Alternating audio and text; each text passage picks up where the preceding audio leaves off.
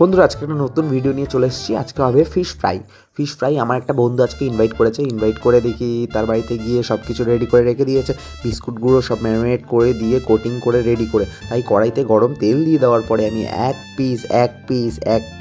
Piece না 2-3 piece করে দিলাম। কারণ কি, কড়াইটা ছোট, তেলটাও অল্প, তাই 2-3 পিস করে দিয়ে দিলাম। আর উল্টে পাল্টে ভালো করে ভাজার পর কালো কালো করলাম না, হালকা ব্রাউনিশ রেখে সেই ফিশ ফ্রাইগুলো হালকা করে তুলে নিচ্ছি।